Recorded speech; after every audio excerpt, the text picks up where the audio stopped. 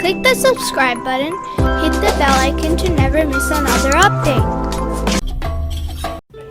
Thousands of years ago, in a city of this great world, the people of Eid were celebrating their idols, and everyone was busy.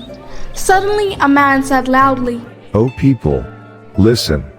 I am chosen by God as his prophet for you.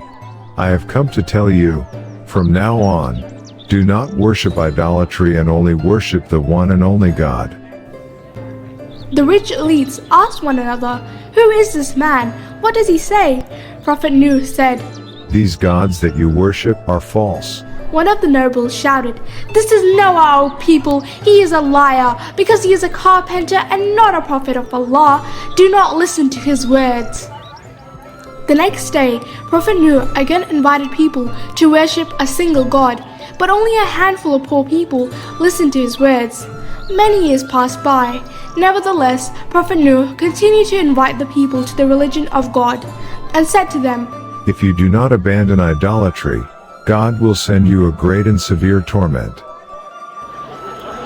The idol worshippers laughed at his words and said, "Your God is false, but our idols are real." Some of them pointed Prophet Nuh out to their children, and they said, "This man is lying." Even one of the sons of Prophet Nuh, called Canaan, not only didn't believe in the words of his father, but was liked by the unbelievers. One day, some of the nobles told Prophet Nuh, "Why are all your followers poor and weak? If you want our support, then get rid of these poor people." Prophet Nuh said, "I will not do this. These are my helpers and my people. If you don't oppress them and give them their rights, they would not be poor either." One of the nobles said, "Then stop opposing our faith." Another said, "Truly, where is the punishment of God? We are ready to receive this torment you speak of." Prophet Nuh became very sad because he saw that his efforts were in vain, and the disbelievers were not guided, and cursed them. "O God, do not put any of these unbelievers on the earth, because the rest of your brave people will be led astray too." God also revealed to Prophet Nuh, "Build a ship, because the punishment of God is near." Many years have passed. Idolaters continued to commit corruption and oppression, and they did not help the poor. One day, a revelation came to Prophet Nuh. "When you see the water is boiling from the Tenor, know that the punishment of God is near. Build an ark and gather a pair of each animal, male and female." Prophet Nuh began to build a great ship on dry ground away from the sea. Soon the unbelievers became aware of this issue and went to Prophet Nuh and mocked him. One said, "The poor old man is crazy." Another grunted, "There is no sea here. Why are you making this gigantic ship? Who do you want to put in it?" One day, a woman was baking bread for the believers, when suddenly boiled water came from inside the Tenor. Prophet Noah quickly took the animals to the ship, and everyone waited in the ship.